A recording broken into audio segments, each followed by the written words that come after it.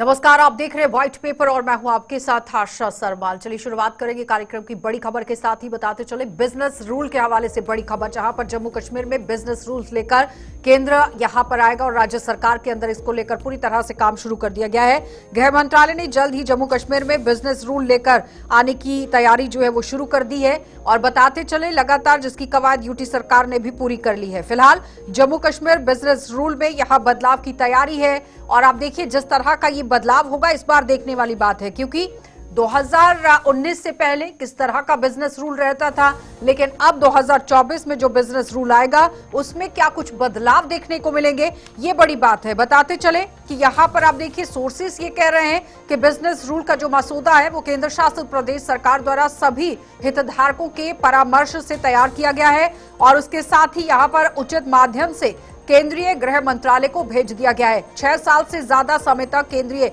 शासन के बाद जम्मू कश्मीर के राज्य से केंद्र शासित प्रदेश में बदलाव किए जाने के बाद बिजनेस रूल्स अनिवार्य हो गए थे।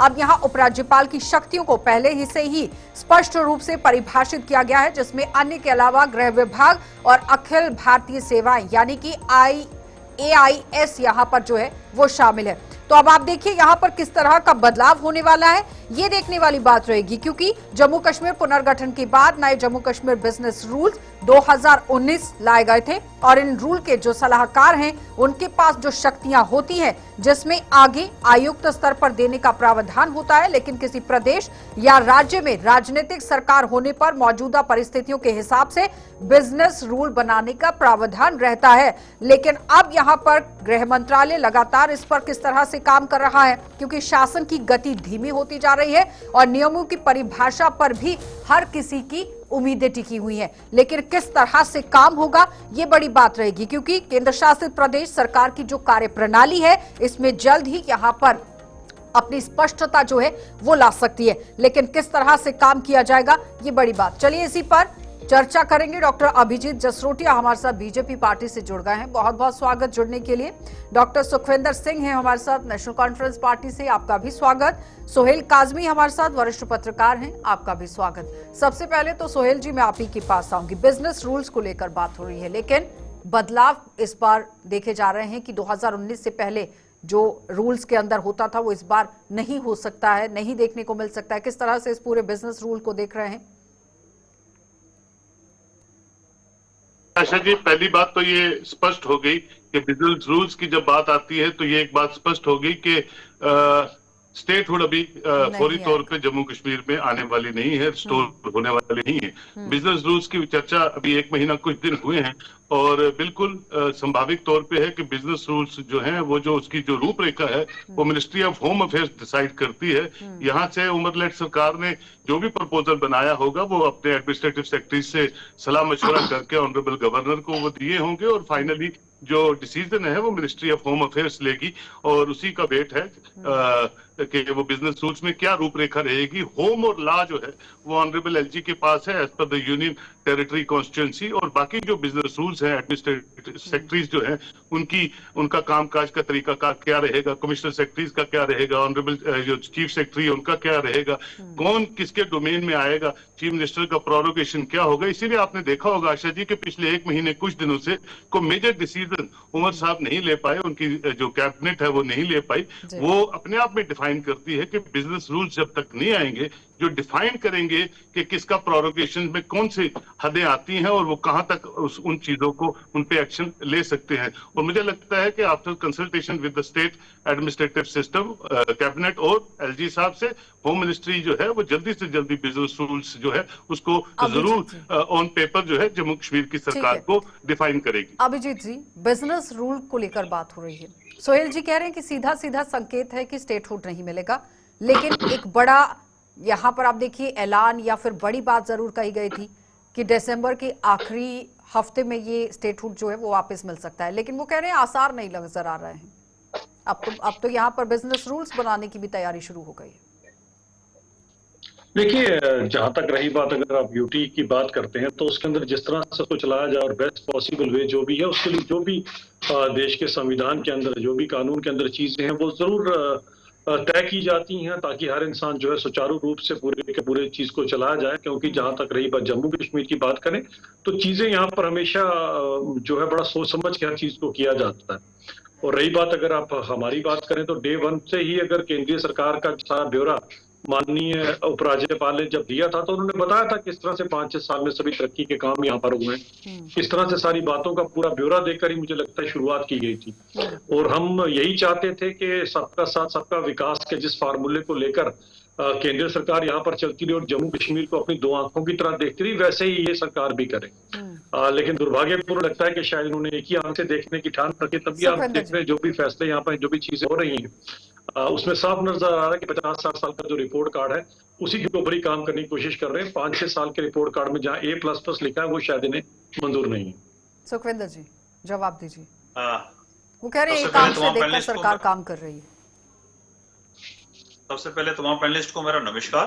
देखिए, मुझे लगता है कि काज़मी साहब ने बड़ा क्लियरली इस चीज के ऊपर आपको जवाब दे दिया कि उन्होंने ये साफ कहा है कि देखिए कहीं ना कहीं ये अब क्लियर हो चुका है कि सेंटर सरकार जो है वो हमें ये नहीं चाहती है कि जम्मू कश्मीर को उसको स्टेटहुड मिले, इसको भी अपनी रूल करने का हक मिले। तो कहीं ना कहीं सेंट्रल गवर्नमेंट ये चाहती है कि जम्मू कश्मीर को फिर एक बार पैरालाइज किया जाए।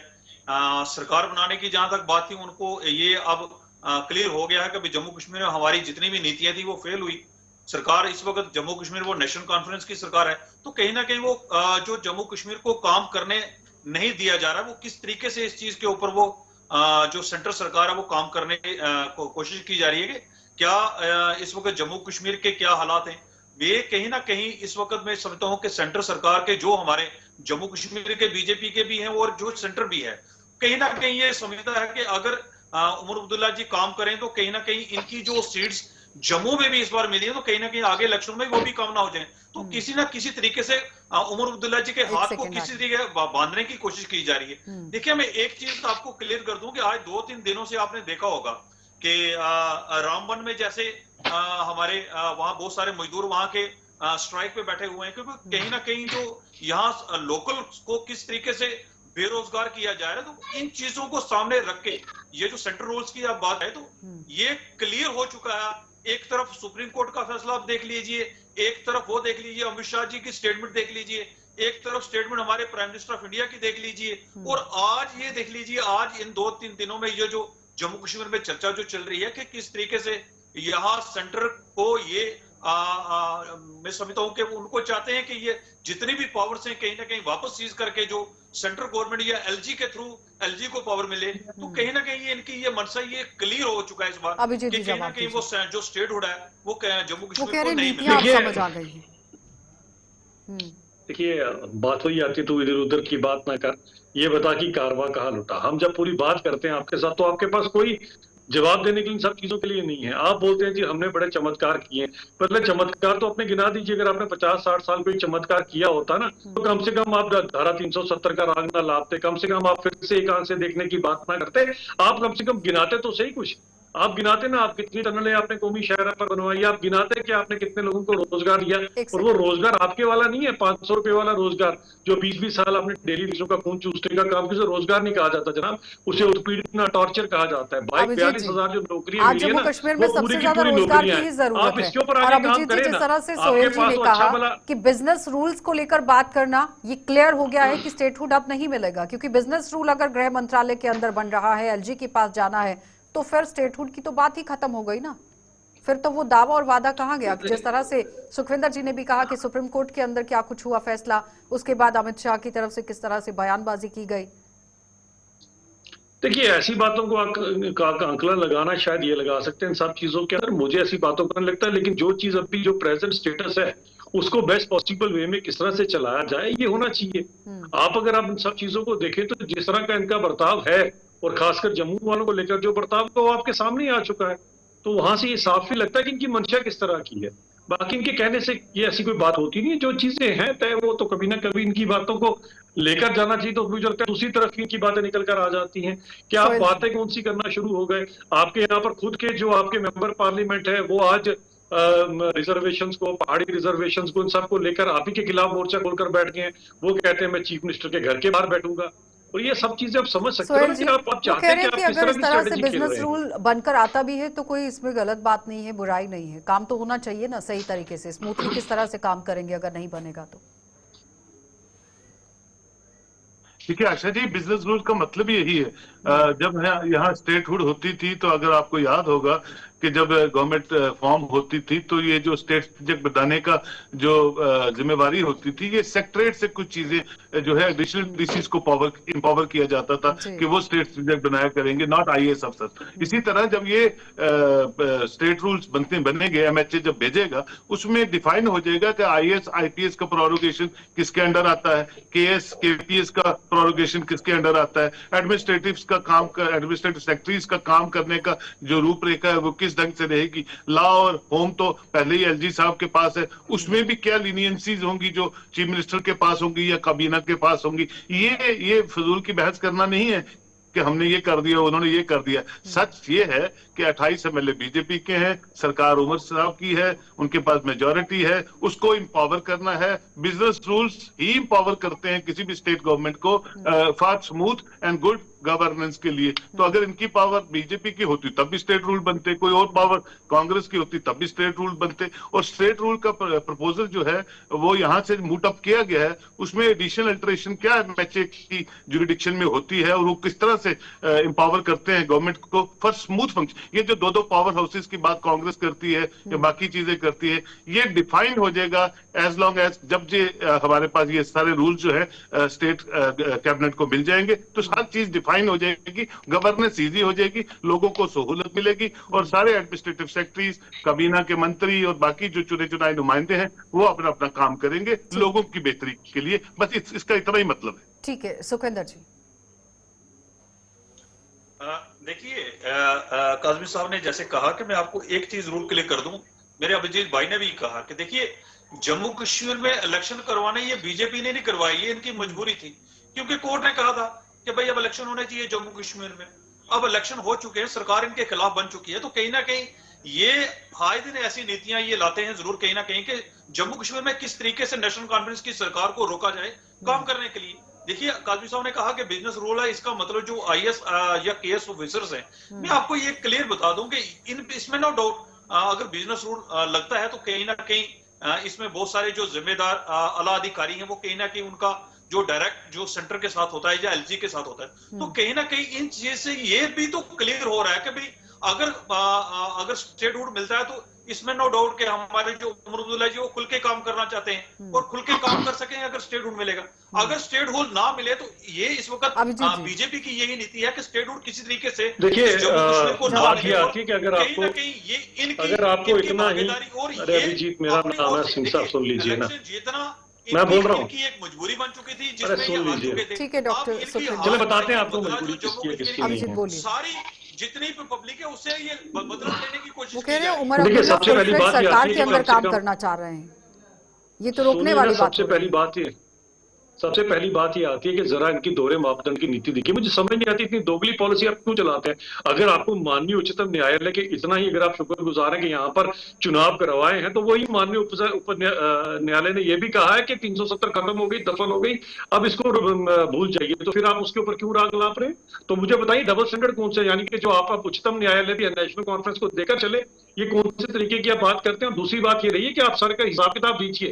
अब आपकी दिक्कत ये आ रही है बिजनेस रूल बन के आएंगे आपके सामने, अगर आपकी काम करने की मंशा है तो ठीक है ना। अब आपने अपने मैनिफेस्टो में लिख के रखा 200 यूनिट फ्री बिजली देंगे, अभी तक मेरी बिजली तो आई नहीं फ्री।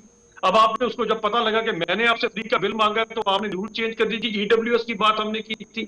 जब वो आपसे वादे आप पूरे नहीं कर पा रहे हो, आपकी मंशा वादे पूरे करने के लिए 12 सिलेंडर देने की आपकी मंशा नहीं है, 1 लाख नौकरियां देने की आपकी मंशा नहीं है, तो अब आप इसी तरह के राग लापेंगे, लोगों को बरगलाने की कोशिश करेंगे, जम्मू को कश्मीर के साथ, कश्मीर को जम्मू के साथ, इस तरह की बात करेंगे। जिस तरह से हमने काम किया था, जो जम्मू में काम किए वही कश्मीर में किए। यहां पर अगर एम्स IIT IIM खुला तो वहां पर भी सब कुछ किया गया। आपकी तरह तो नहीं कि एक 16 इंस्टीट्यूट बनाया वो भी कश्मीर में, जम्मू वालों की भी आपको याद नहीं आई।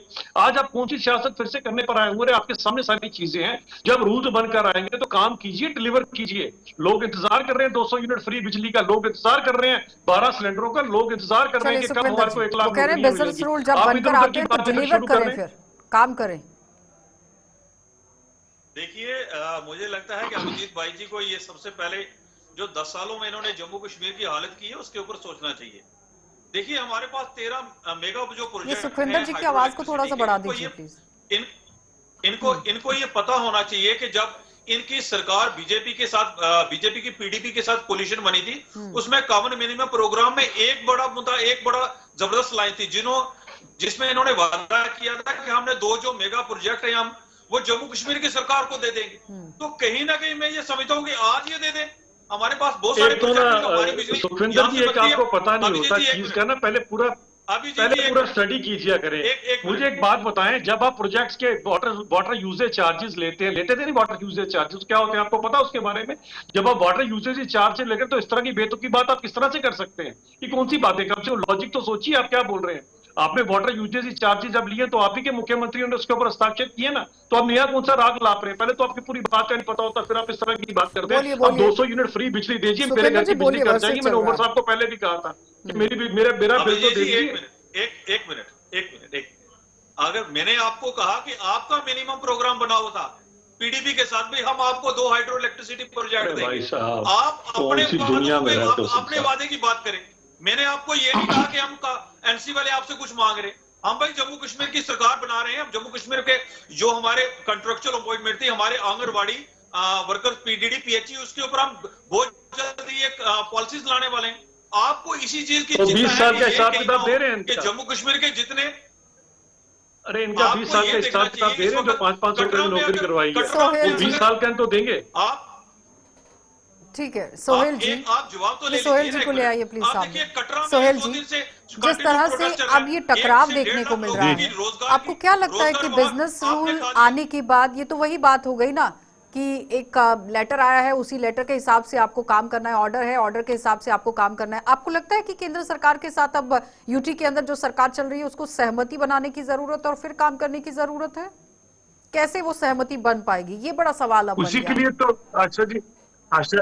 आशा जी उसी के लिए बिजनेस रूल्स को डिफाइन किया गया करने जा रही है एमएचए। जब बिजनेस रूल्स को यहाँ इंट्रोड्यूस करेगी जम्मू कश्मीर में, तो अपने आप ऑटोमेटिकली डिफाइन हो जाएगा कि ये प्रोरोगेटिव कैबिनेट के पास कितनी पावर्स हैं, कैसी पावर्स हैं, और एलजी साहब के पास कितनी पावर्स हैं, और किस तरह की गवर्नेंस यूनियन टेरिटरीज में होती है। उसी का तो वेट कर रहे हैं, चर्चा तो उसी पे है, और उसके बाद कंफ्यूजन दूर हो जाएगा और कैबिनेट अपना अच्छे ढंग से काम करेगी और एलजी साहब बिल्कुल अपना जैसे काम कर रहे हैं वैसे करेंगे। और जहां कोऑर्डिनेशन की बात होगी, एलजी और कैबिनेट इकट्ठी होके जम्मू कश्मीर को रिकंस्ट्रक्ट करने में आगे काम करेगी। इसमें कोई बहस नहीं है, कोई लड़ाई नहीं है, कोई कुछ नहीं है। ये हर यूनियन टेरिटरी में होता है। और यहाँ क्योंकि हम स्टेटहुड की वेट कर रहे हैं, तो मैं अभिजीत साहब को एक खुशी की बात बता देता हूँ। अगर आज बिजनेस रूल्स आ जाते हैं और भारतीय जनता पार्टी जो है जनवरी में हमें स्टेटहुड दे देगी, तो business rule union territory abolish हो जाएगी, तो हम स्टेटहुड की तरफ आगे बढ़ पड़ेंगे। लेकिन उसकी उम्मीद अभी लगती नहीं है, क्योंकि 1 महीना कुछ दिन वेट किया, इंतजार किया। अब स्टेट फर्दर जो है वो बिना, लेकिन एक बड़ी बात आना इशू कि दिसंबर की आखिरी हफ्ते में स्टेटहुड का दर्जा दिया जा सकता है, लेकिन उससे पहले इस तरह से बिजनेस रूल्स की बात उठना तो फिर लाजमी है, जिस तरह से सोहेल जी भी बात कर रहे हैं। अभिजीत जी जवाब दीजिए। देखिए, सुचारू रूप से किसी को चलाने के लिए जो प्रावधान है उसको जरूर यहाँ पर किया जाएगा, ऐसी कोई बात नहीं है। लेकिन बात ये आती है कि इनकी मंशा क्या काम करने की है। हम यहाँ पर इनको जब 5 साल का हमने इनको पूरा ब्यौरा दिया कि 5 साल में किस तरह से 1.17 लाख करोड़ की जीडीपी डबल हुई, किस तरह से जेएंडके बैंक ने प्रोग्रेस की। ये कहां पर पहुंच गए? ये कहते हैं जी हम आगे नहीं जाएंगे, हम 1953 से पीछे जाएंगे, हम 1953 से पीछे लेकर जाइए हमारे को। अब ये जब इस तरह की बातें करते हैं, ये 370 की बातें करना शुरू हो जाते हैं। अभी आप देख लिए 575 जो उन्होंने की एडवर्टाइजमेंट की है, उसके अंदर कोई संस्कृत नहीं, कोई हिंदी नहीं, कोई कुछ नहीं है। अपनी मर्जी से जब ये सिस्टम यहां पर चलाना शुरू हो गया और अभी से एक आंख से देखना शुरू कर देंगे, तो क्या इनकी मंशा वहां से आगे बढ़ने की है? जहां तक पिछले से बीमारू राज्यों को लेकर हम लोग आए हैं, उससे आगे जाने की मंशा, इनकी मंशा तो आज सियासत करने की है। इनके मुख्यमंत्री कुछ बोलते हैं, इनके मेंबर पार्लियामेंट दिखना चाहिए सरकार का कि आने वाले समय का विजन क्या है, और अगर रूल्स बनकर आते हैं तो अपनी अपनी पावर्स लीजिए और उस पर काम कीजिए, तो क्या परेशानी है? देखिए मुझे लगता है कि काज़मी साहब ने बड़ा खूब कहा कि अगर इस वक्त बिजनेस रूल की आप बात करें तो 1 या 1.5 महीने के बाद अगर जम्मू कश्मीर को उसका स्टेटहुड मिलता है, तो नेचुरली इनको ये समझना पड़ेगा, अगर आप इस वक्त बीजेपी जो कंफ्यूज बॉडी बन चुकी है इस वक्त जम्मू कश्मीर में, वो ये चाहती है कि आप हम कंफ्यूज है कि आप कंफ्यूज है। आपके मेंबर पार्लियामेंट कुछ और बोल रहे हैं, मुख्यमंत्री कुछ और बोल रहे हैं, आगा रऊला बोलते हैं आपके मुख्यमंत्री के घर के बाहर धरना देंगे। कंफ्यूज तो जनाब आप हैं, हम कहां से कंफ्यूज है मुझे बताएं। आपके आगा रऊला बोलते हैं मैं मुख्यमंत्री के अपने मुख्यमंत्री के घर के बाहर धरना दूंगा, हमें ये रिजर्वेशन खत्म करनी है, पहाड़ियों के आगे छीनने, गुजर बकरवालों के आगे छीनने। आपके मेंबर पार्लियामेंट आगा रऊला बोल रहे हैं, कंफ्यूज तो आप हैं। आपको 1953 से पीछे जाना है कि ये 2024 से आगे जाना है? ये तो क्लियर कीजिए कि कौन कंफ्यूज है कौन नहीं है। चलिए सुखविंदर जी जवाब दीजिए। देखिए अभिजीत जी, मैंने कहा कि आप कंफ्यूज हैं और इसमें no doubt BJP Jammu Kashmir में कंफ्यूज पार्टी है। ये तो लोग देख रहे हैं कौन कंफ्यूज है, आपके सेंटर की अलग है। आपको ये आप अपने आज मैं लोगों को ये समझाना चाह रही थी कि बिजनेस रूल्स को लेकर जो बात हो रही है उन शक्तियों को लेकर बात होनी चाहिए थी कि कौन कौन सी शक्तियां अटकलें लगाई जा सकती हैं कि कौन कौन सा डिपार्टमेंट कहां पर जाएगा, किस मंत्री के पास जाएगा, किस मंत्री के पास क्या पावर्स होगी, जो जनता सुनना चाहती है। जनता आज विकास के मुद्दे को गिनाना चाहती है, आज रोजगार पर चर्चा करना चाहती है। 575 पोस्टेज को लेकर तो पहले ही आप पर आरोप लग गया सुखविंदर जी। देखिए आरोप आपने कहा कि पारदर्शिता से हम काम करेंगे, भेदभाव नहीं होगा। हमने देखिए अब एक चीज क्लियर कर दीजिए, मैं आपको कर दूं। देखिए इस वक्त जो है हमारी जितनी भी कॉन्ट्रेक्चुअल अपॉइंटमेंट थी, जितनी भी हमारी जो स्कीम्स थी जिसके अंडर जम्मू कश्मीर के युवाओं को हमने जॉब्स दिए, तो कहीं ना कहीं उसके ऊपर एक बड़ी अच्छी पॉलिसीज भी मैं आपको और 10-15 दिनों के बाद हम बड़ी अच्छी है। उर्दू की 36 पोस्टें, हिंदी की कोई नहीं, संस्कृत की कोई पोस्ट देने की पॉलिसी है। आपकी पंजाबी की भी एक पोस्ट है जनाब, पंजाबी की भी एक पोस्ट है, कौन सी पॉलिसी है? कहीं हमने उसको जम्मू कश्मीर कौन सी पॉलिसी है? पंजाबी की एक पोस्ट है।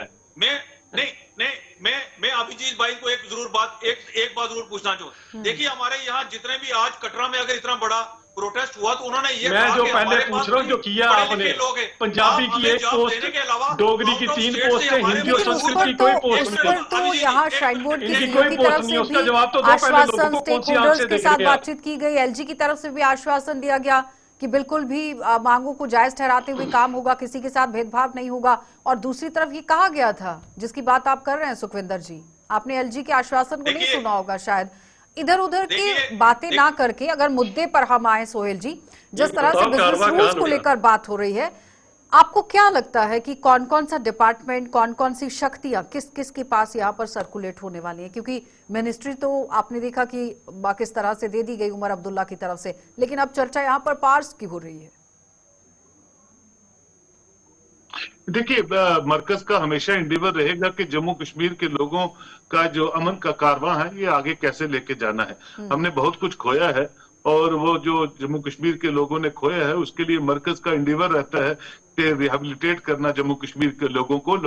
लोग सरप्रिय होते हैं किसी भी जमहूरियत में, किसी भी कन्फ्लिक्ट जोन में, और खासकर जम्मू कश्मीर जैसे कन्फ्लिक्ट जोन में सारी निटिग्रिटीज को देखते हुए कोई ना कोई पॉलिसी मेकिंग में ऐसा पॉलिसी मेकर्स ने डिसाइड किया होगा, तभी हम यूनियन टेरिटरी में आए। और जब पॉलिसी मेकर्स ये सोचते हैं कि हमारा एक कंड्यूसिव एटमॉस्फेयर बनेगा और हम स्टेटहुड में जाएंगे, यहाँ बहुत से चैलेंजेस हैं जम्मू कश्मीर में। उन चैलेंजेस को मद्देनजर रखते हुए क्या निटिग्रिटीज हैं और किन निटिग्रिटीज के तहत बिजनेस रूल इंट्रोड्यूस किए जाएंगे with in the ambit of law. Law जो एम्बिट करता है, देखिए पावर किया जाएगा, कैबिनेट को कितना किया जाएगा और एलजी को कितना किया जाएगा वो आने वाले दिनों में पता चल जाएगा। अभिजीत जी जल्दी से जवाब दीजिएगा।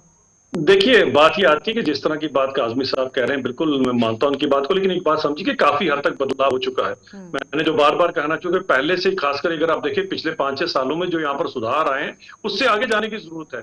70% से ज्यादा टेररिज्म इंसिडेंट्स कम हो चुके हैं, पत्थरबाजी अब होती नहीं है और कैलेंडर अब चलता नहीं है। इससे आगे बढ़े ना, आप 1953 से पीछे जाएंगे अगर एनसी वाले, तो आप सोचिए भविष्य आगे बढ़ने की जरूरत है। देखिए मैंने पहले भी कहा था कि इस वक्त हमारा जम्मू कश्मीर की सरकार और सेंटर में बहुत सारे अच्छे ताल्लुकात हैं। बहुत सारी हमारी चीजें वो सेंटर भी मान चुकी है। मैंने आपके शो में कई बार पहले भी कहा है, कहीं ना कहीं हमारे आपको पता होगा कि एलजी साहब ने भी कहा था कि हमारे जो 200 यूनिट हम नीडी फैमिली को देना चाहते हैं। तो कहीं ना कहीं मैं समझता हूं कि जम्मू कश्मीर की बीजेपी और सेंटर की बहुत बहुत धन्यवाद सुखविंदर जी जुड़ने के लिए। अभिजीत जी आपका भी धन्यवाद, सोहेल जी आपका भी धन्यवाद। बिजनेस रूल्स को लेकर बात हो रही है कि जम्मू कश्मीर यूटी के अंदर बिजनेस रूल्स जो हैं वो अब यहाँ पर लगाए जाएंगे। कौन कौन क्या क्या काम करेगा, उसके पास कौन सी शक्तियां रहेंगी, किस तरह का रोड मैप होगा वो बनकर तैयार हो जाएगा। लेकिन जानकार ये कह रहे हैं कि अब जो एक अंदाजा लगाया जा रहा था, अटकलें लगाई जा रही थी कि स्टेटहुड वापस मिलेगा, उसके आसार कम नजर आ रहे हैं। आप देखते रहिए कार्यक्रम।